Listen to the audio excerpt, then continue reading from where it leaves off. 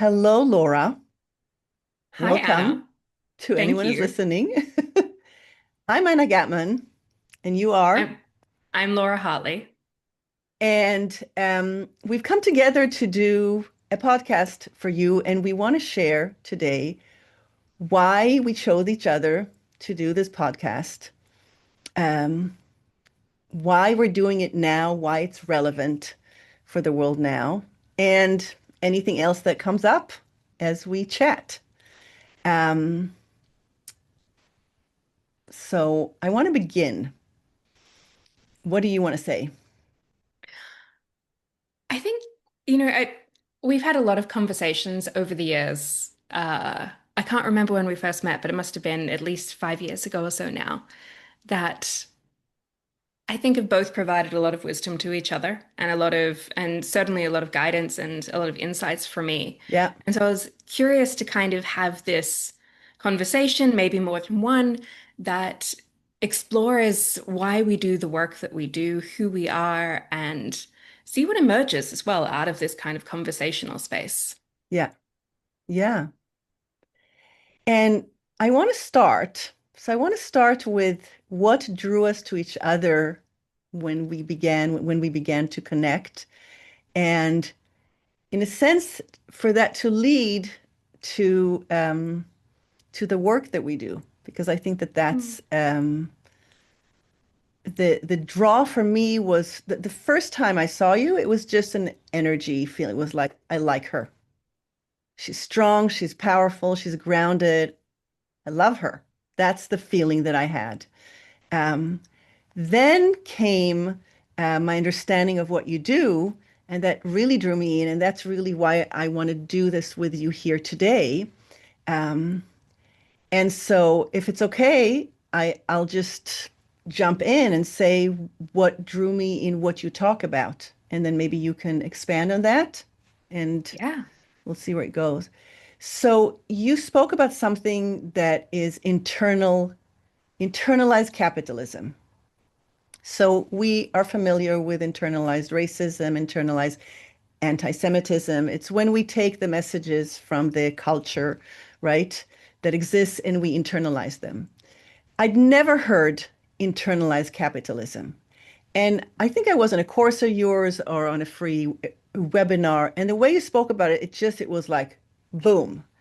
Um, I've heard that if we shift our consciousness, then the ecological crisis is going to change because it's a crisis in consciousness and it's expressed in the ecology. And so, would you just share more about that? I'm sure you can do a better job of explaining it, but it just drew me in. And I said, it drew me in because it's both something that's happening outside and it's also something that is personal. And I love the integration. If we're just going to do external work, and if we're just going to do internal work, also, we're just going to be sitting alone and doing it. And so there's something in that that had the internal and external that I just said, I love it. So share more about it. I mean, first, thank you. That's such lovely compliments. And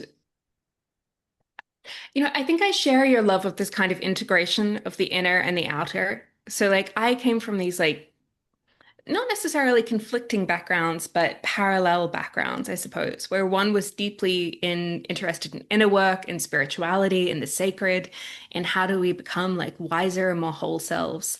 And the other was in climate activism and in tangibly kind of looking outward into the world. And much like you, in both of those spheres, isolated, separate from each other, it was like they were missing one half of the whole. Sometimes activism was missing those deeper changes that need to happen within us, within hearts, within minds, within our nervous systems, within our imagination. And sometimes inner work had this idea that we can all just look inward and solve the world's Yeah, problems and neglect the systemic lens. yeah, And so it was this kind of integration and my experiences in climate activism where I saw huge amounts of burnout, like just across the board. I experienced elements of it myself. Often I then saw how it would like derail a movement. Like, you'd have this like great influx of people who are passionate and really yeah, care, but then yeah, fall into apathy and powerlessness. And I started to get curious about why this was. yeah, And what I found was, a lot of the times we were working in a way that emulated the energy of capitalism, Mm. that was obsessed with always pushing harder, growing, Mm. just hustling, Mm. the next stage. Yeah. There was always this future destination we were supposed to be reaching. Yeah. We were often working in a way that embodied scarcity, and capitalism is, in its current form, built on scarcity, because Yeah. when constant growth is the goal, scarcity is always there. And so that meant we experienced this like scarcity of time, scarcity of resources. There's not enough people, there's not enough things to do the work. We'll never reach Yeah. there. It's too late. So you Yeah. have urgency. Yeah. Yeah.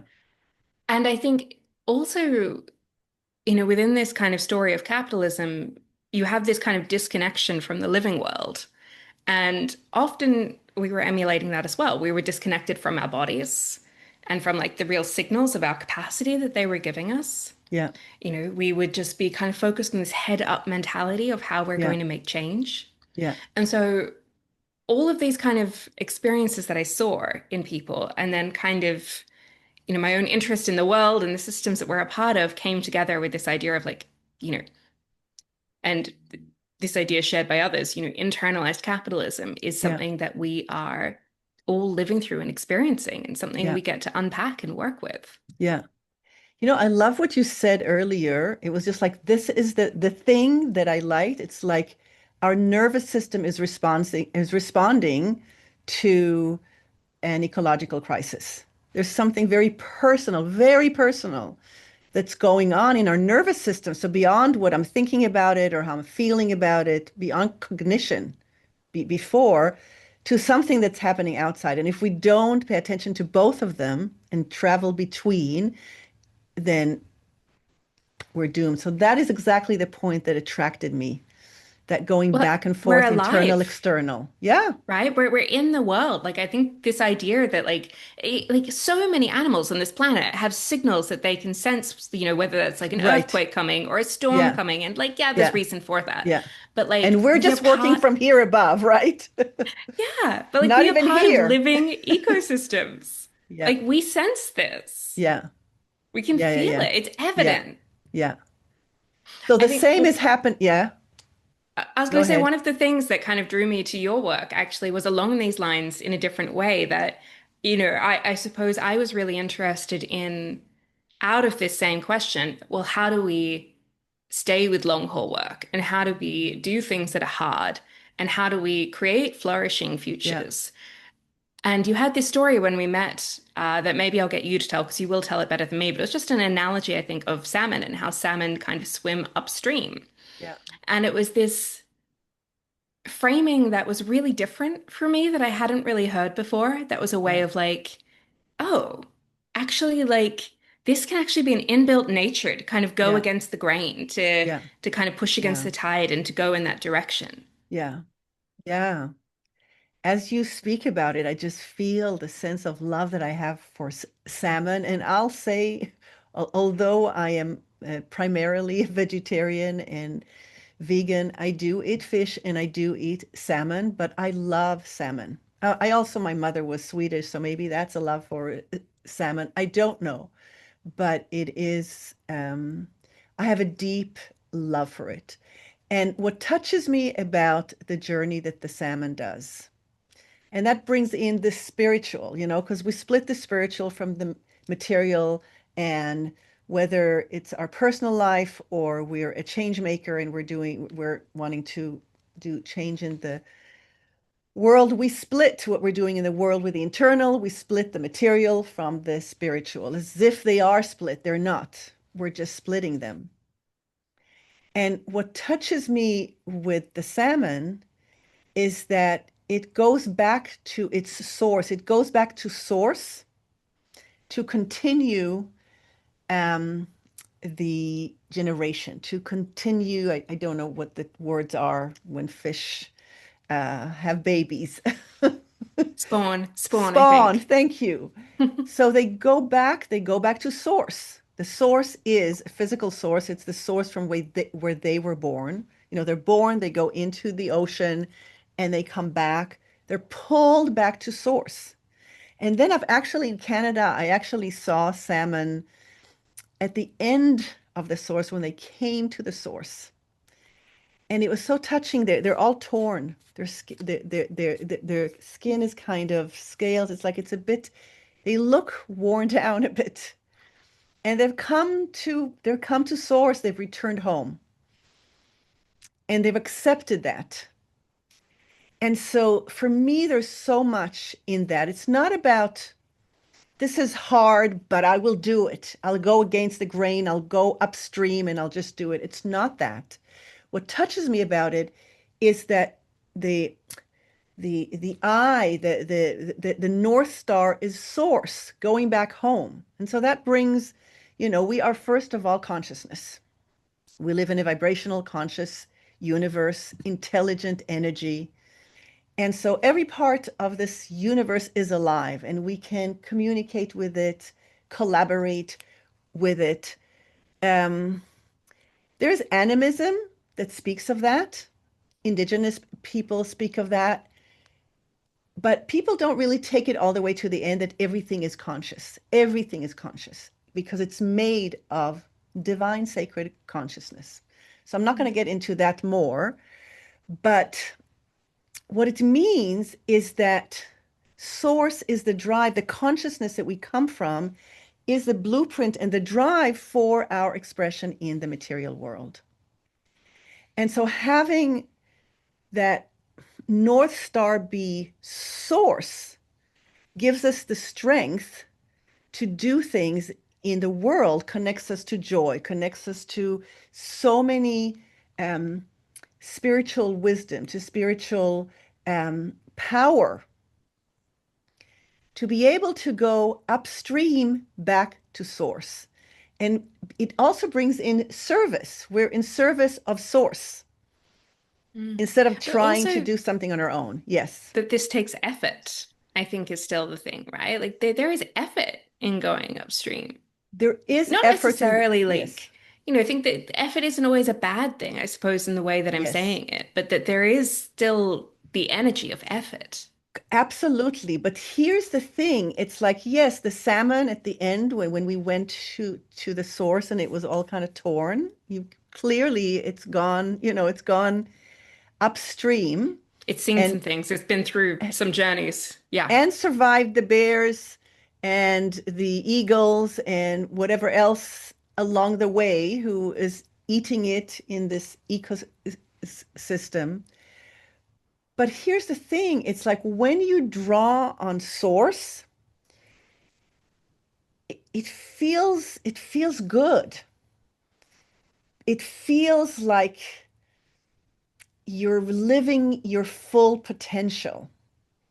You're not just doing it. The depletion that you're talking about is because we're just using the human brain. We're going to do it, or we'll just be community and we'll do it. So to be numbers and community is important, but what it does, it also creates a resonance of heart, a resonance of vision. So we're back to source. We're back to things that are more ephemeral, if that's the word in Mm. English. So it's like no movement. You can take Martin Luther King, Gandhi, Thich Nhat Hanh. They all had very deep spiritual practices that gave them the force to lead a movement. And so many times I see that change makers, activists, they poo-poo the spiritual.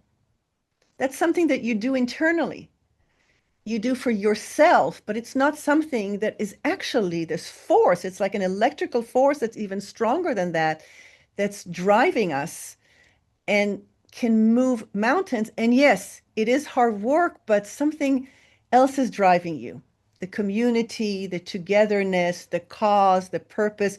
You're using your muscles, your emotional muscles. I mean, all of you is working towards shifting the consciousness on the planet.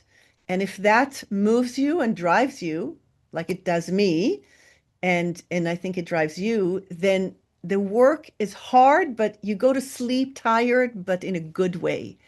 It's like, you lie on the pillow and it's like, boy, this was I worked hard today, but it's like an exercise. I feel good after that. So Mm. that's the story of the salmon, of why it just touches me, how it just goes back to source. That's its North Star.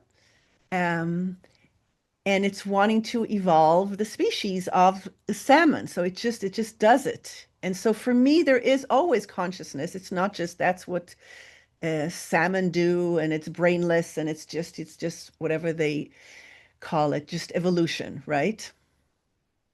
Yeah, that there is an innate calling Yeah. within there. Yeah. And that it's beautiful to notice it and to appreciate it. Yeah. Um, I think, on a similar level, I think we all have innate callings. yeah. I think that there are gifts that we have that are Yeah. inherently ours that we can lean Yeah. into. I Yeah. think callings is, probably more dynamic than like the Yeah. salmons, but like I think they can shift and change, but Yeah. there is something that we each have to offer in this Wow. world. Yeah. And there is something that Yeah. we are each here for. Yeah. I think that's maybe that difference when, maybe with the idea of just being like mindless or like purposeless Yeah. in being here. Yeah. And Yeah. instead, actually, like, the lens through which we see things can offer us Yeah. different experiences. But Yeah. when I kind of carry this lens that, each and every single one of us has something to offer, no matter what role we're in, no matter what Yeah. background we come from, no matter what skill level we bring, or, that there is something Yeah. that we can offer to the Yeah. world, Yeah. it becomes a very intriguing question, I think, that can Yeah. open new paths for us. Absolutely.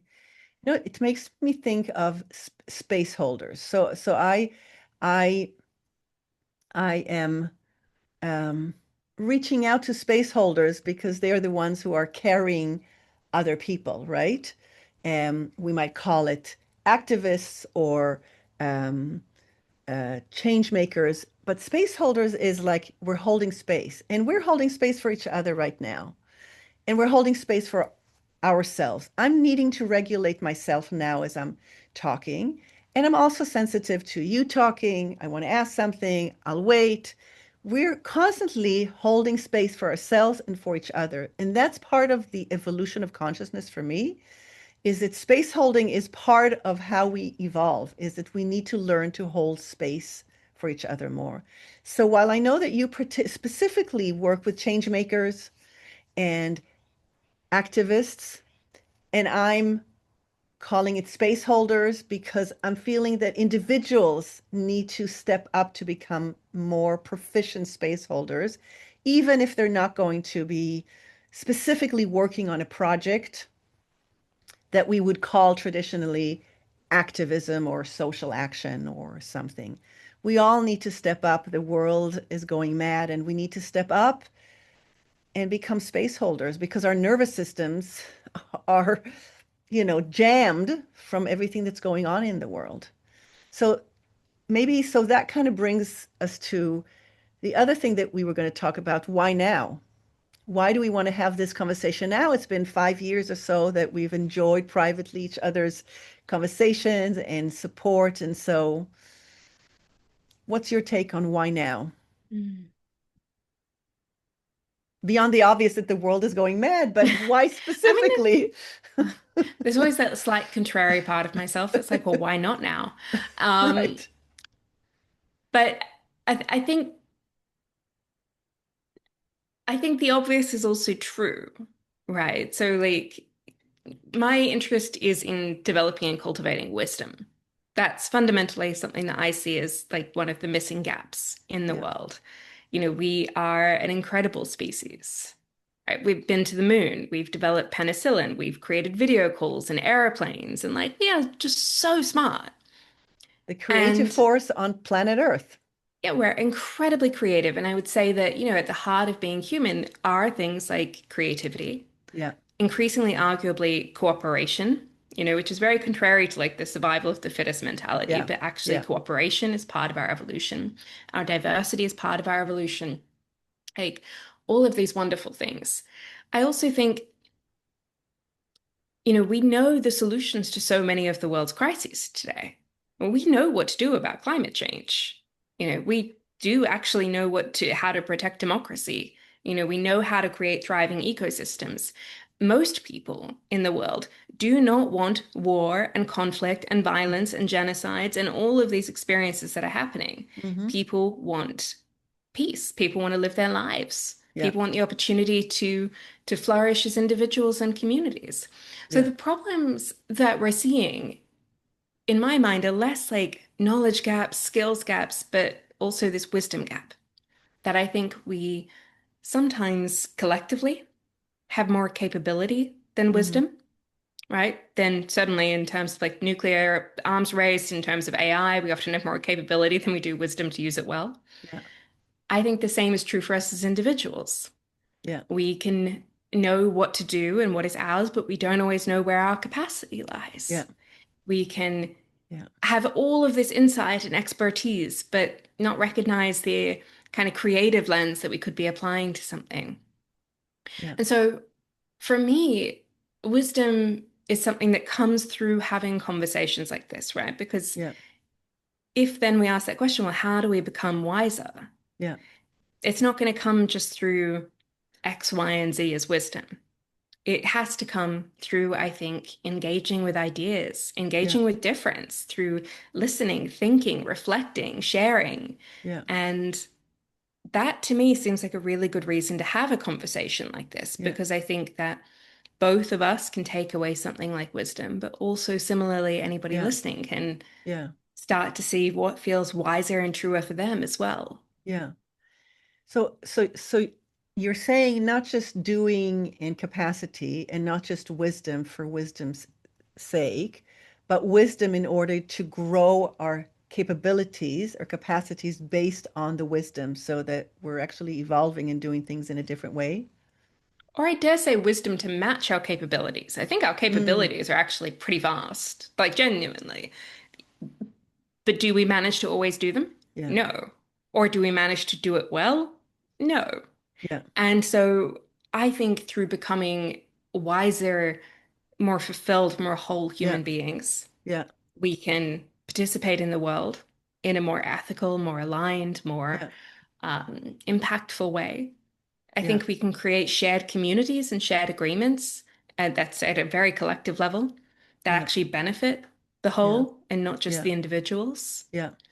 And for those of us who are on that kind of journey of seeing the problems in the world and feeling concerned about them, Yeah. we also can start to figure out what our most meaningful response can be.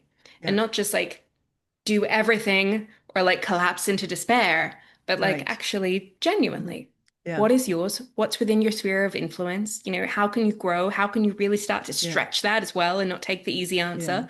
And And work at the level of at the rate and the pace of our nervous system, right? yeah, absolutely.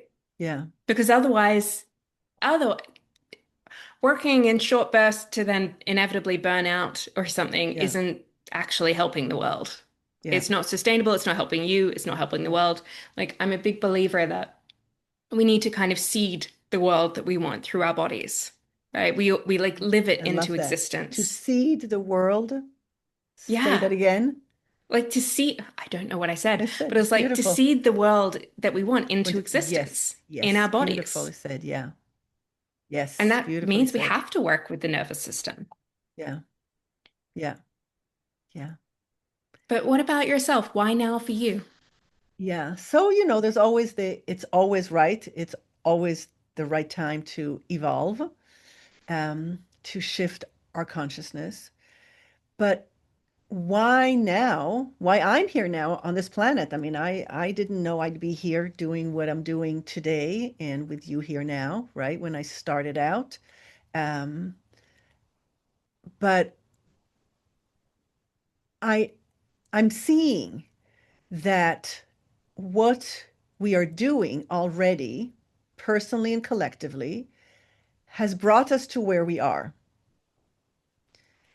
And so we need to do something different in order to have a different result. Now, let me just say there are a lot of magnificent projects going on. As you said, most people are living in peace.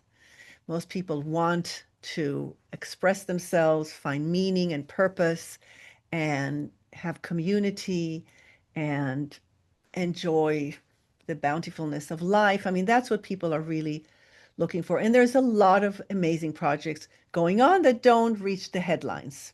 So when we say the world is going mad, is also because that's what we see in the headlines. But there's a lot that's going on. So it's not just in the headlines, it is going on. And so for me, it's like there has to be a complete shift of how we perceive reality. And it may sound abstract, but it's not, because when we perceive the world as conscious and alive, a living world, and that we are part of a living web, then we are harming ourselves when we are doing harm. Mm. And we have resources in this web that we are in. And, some other episode, we can go into immersive presence, which is one of the terms that I use of kind of, stepping into this web. But we need to be in a different relationship to our life. We need new tools. We cannot use the same tools and the same perception that we are separate, that we're extracting from the earth, that the earth is not sacred, that the earth is not a living presence, that the trees are not living presence. By the way, I just saw on Substack, someone wrote there's a town in Canada that that officially declared that trees are living beings. I saw this. And Yes, I didn't read the whole article. I just saw a headline. yeah, I thought, wow, yes, trees, we have such a sacred. So here's just an example. Trees and us have, or the plant kingdom, we have such a sacred, interdependent relationship with them, right? They offer us oxygen. We use it to thrive. We produce CO2. They absorb it. They thrive from it. It's like there's a sacred bond that is going on. And to live in this world, suddenly trees are our allies. Suddenly, as you walk through the park, you drive in your car and you see trees, and your trees are your friends, they're your kin.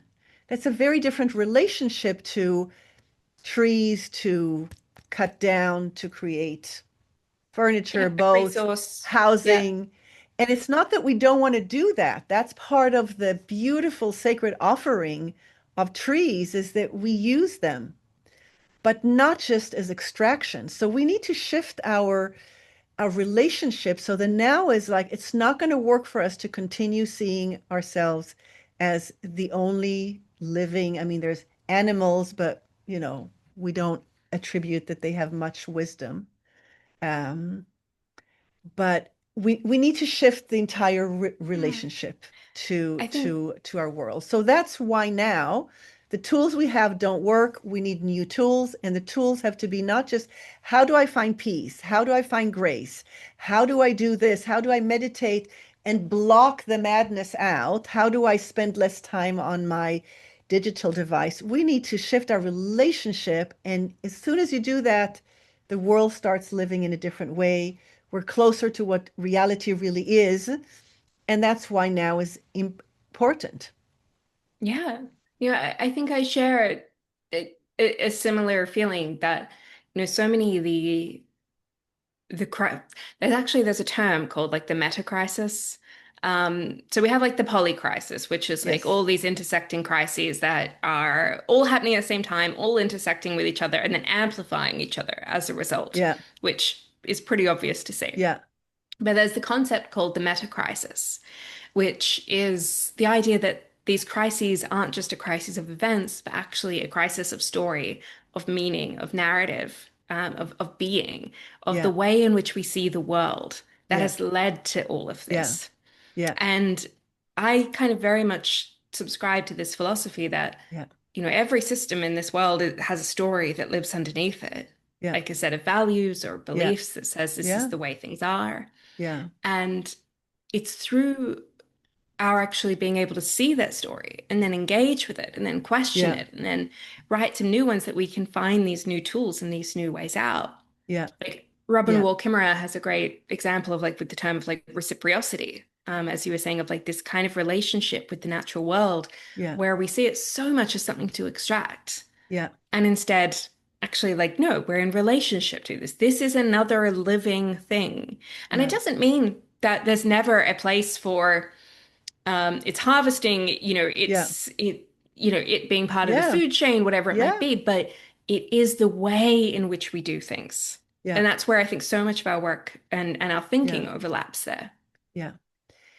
I love the meta crisis. I speak of it. I borrow from Lord of the Rings. I list the polycrisis, and then I say, but there's a crisis that rules them all, and in the darkness binds them, and that's a crisis in consciousness.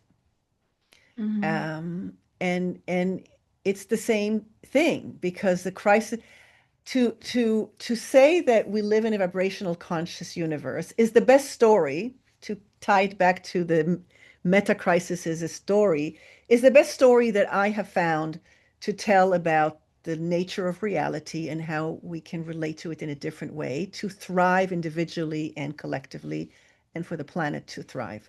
Um, so for me, the crisis, the meta crisis is the consciousness.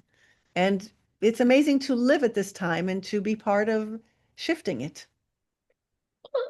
Yeah, I think it is. I think that this is, as there have been at many other points in history, a very delicate time to be alive that comes Yeah, with a huge amount of loss yeah, and risk and violence yeah, to a lot of people that isn't yeah, right. yeah, And there is also, I think, as we live through this time of like what I see yeah, as a massive transition, like yeah, whether we actively participate in this transition or not, like our world is yeah, transitioning. Like yeah, it's just yeah, guaranteed. There, yeah, you can look at the science, you can look at so many yeah. things that are happening. Like the world is going to change very rapidly and very quickly. Can I just say, although I know you're in the middle of a thought, it's going to change whether we want to or not. If we Yeah. don't change with it, it's going to be harder on us. It's going to feel devastation, crisis. If we evolve with it, it's going to be a smoother transition. Well, I think this is the thing that there is, you get these kind of collapse narratives that are out there, and I think we are living through a form of collapse, but I think that there is Yeah, always this like, what next? yeah. Um, there's a I'm almost like I'm quoting a conference title here. It's like the House of Beautiful Business. They have a Oh, nice conference name. and they called it from like Wow. from poly crisis to poly opportunity. Wow. And I really liked that because I think Yeah. again, there the despair narrative can be so strong, Yeah. but there is still so many things that we can Yeah. be doing and reshaping. Yeah. And we get to participate in that. We get to be a part of that, every Yeah. single one of us. Yeah. And I think the only Yeah. people who really benefit from us outsourcing that idea or outsourcing that power Yeah. to say like, well, there's nothing I can do are Yeah. like the people who benefit in this current world. Yeah. And yeah, so Yeah. the more we engage, Yeah. the smoother it can Yeah. be. And my experience, and I'll say that because and then I'll stop because we could just go on and on and on, and we'll do it in other episodes. But I think that the key is while we're building the future, actually, when we're taking the actions from a new place, we are experiencing the future now. Yes. And I think that is really important for people not to think we're not just working towards something that we're not going to experience in our lifetime. We, on a small scale, on a personal scale, on an individual scale, if we shift and we do things differently, we become the seeds who are flourishing already in we become the future showing up right now. And then it can grow and become more and more and more and more and more. So it's not something just to hope for that we're going to work hard for. It's something that we're building and we become the people who are building it and experiencing it and enjoying it already. I love that. I think that's such a thing, right? Again, exactly as you're saying, make the seed, plant it in our bodies. Yeah. live it into Love it. existence, Yeah. not in a passive way, but Yeah. actively. Yeah. Well, Laura, this has been a wonderful starting point for us. Um, I feel I usually go for things. I'm a decision maker by feeling. Like there's a zone that I want to touch, and I don't know what it's going to look like, but I can feel the zone. And then at some point I'm there, and I couldn't have imagined it, but something tells me, hey, you're in the zone that you were imagining possible. And I feel that that's what it was when I met you first. And then when I got to know you more and what you do and who you are and the heart that you put into everything that you do and the wisdom that you bring and the wisdom that you want to collect and bring from others. Um, I feel that I'm in the zone. I'm in the zone of what I imagined just by feeling, but I had no clue what it actually looked like or felt like or would be. So thank you for that. You're very welcome. I'm so glad. Thank you. Thank you for like hosting this and inviting this conversation. So Yeah. till next time. Till next time. Blessings to all.